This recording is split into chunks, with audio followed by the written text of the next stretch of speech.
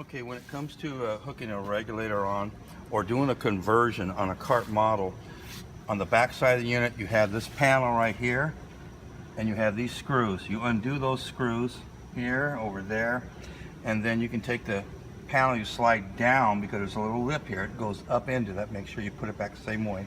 Anyway, you pull it back, and then right here is where the black pipe will be sticking out for you to hook your regulator onto or take off. Okay, manifold pipe, either on a built-in or on a freestanding model, will be sticking out of the firebox.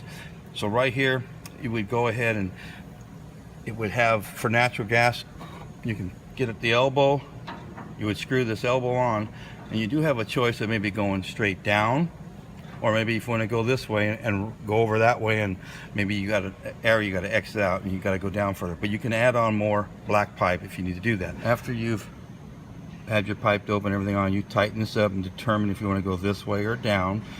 You'll then go ahead and you got the pipe dope on there. Make sure that the arrow is pointing towards your fitting. You're going to screw this on. Try to keep it, when you're done, keeping this straight up makes it nice, or maybe straight up, that's the proper way, like that. So you'll snug that on there, put Teflon tape on that, Teflon tape on this black pipe. Then you have what's known as a flex line like this, and you will, there's some different sizes, but we prefer a 1/2 inch one, and you can get them at Home Depots, places like that, hardware stores, and they will come with a fitting like this. So you want to make sure you have that fitting.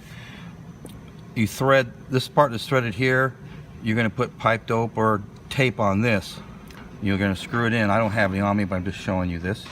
Once you put this on there, you snug it up real tight, and you will also test with soap solution all fittings that you've done and look for a little bubbling. That means you got a leak.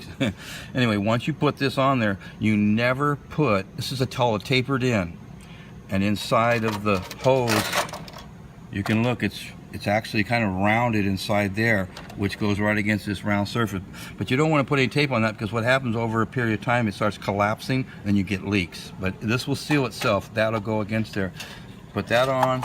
You then go ahead with no pipe dope or anything. You snug that up nice and tight. There's a gas supply line always going to the grill. It's either going to be on the house. You'll have a piece of pipe sticking out. And then you have your flex line that you purchased right here, but you'll have another fitting that'll either be a male like this, or it could be all female, and then you have the tapered in like that. It just depends on what store you go to get your flex line at. But this one here is designed to go into a shutoff valve. So when you shut off valve, you can see this here, you will screw it on. Make sure you got pipe dope on all the threadings. Excuse me, I'm going to cheat here.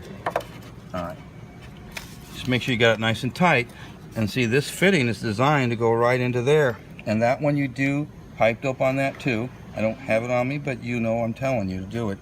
And that's the taper in again, so you don't put anything on that. And you would go ahead and bring your, I shut it off, but bring your line over and you hook it right into the top and just screw it on. You can do a conversion on these units. You'll go out there, and natural gas is normally set up like this, has our 411 regulator, which is universal. And the way you'll convert it, get a pair of pliers, you're going to undo this cap on there. If you don't have a cap like this, then don't bother doing it. You got to change the whole regulator. You'll unscrew the cap. I've already loosened it with a pair of pliers. And when you pull this off carefully, you're going to see this plastic stem.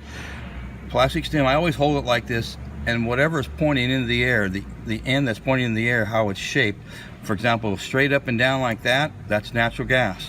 So to make it go propane, you grab it, you pull on that, you reverse it all the way around, and you will stick it right back in. It'll snap in, you'll feel it and hear it snap. Now you got a round saucer shape to it. If you ever see it like that, it's already converted to propane, but that's how you convert to propane. Screw it back in. The thing is that because you have higher pressures from LP, the way this is designed, it pushes on this spring which touches the diaphragm, allows more gas flow to go through it. And then you just put that on like so. And then you have hard pipe. You'll have that same kind of a setup as you would as a natural gas line, that you'll have a You have a shut-off valve that's going to come in there, and you'll take your same flex line and you hook it onto those same fittings, and you put this fitting on here, making sure you got pipe dope only on those coarse threads but not the tapered one. And see, then you can make your connection just like you would a natural gas thing because it's bulk. Okay, now when you're doing a small propane tank, a lot of times if you have a thing like this, it was already like natural gas and you're going to convert to that, you can take it off, or once you take it off, you can use the brass fitting that's like this. That will be put in this place. So you just unscrew this thing all the way off, and it'll do the same thing like a 90, but you can go ahead and when you screw this on, see, you're already at a 90. You can go this way or down or up and be creative. And then you have your hose coming off of your regulator, goes into the tank, and that'll fit right on here. Again, no pipe dope on the tapered ends. Oh, sorry about that. And then screw that on. You always will check your fittings. Anything that you put on, a little solution there, water and a little dishwashing soap will work. A brush, dab it on there and watch for bubbling. Sometimes you get a little bubble because it's just what it does, but watch if it keeps growing. That's a good sign that it's a leak. And then of course you screw this part into your tank.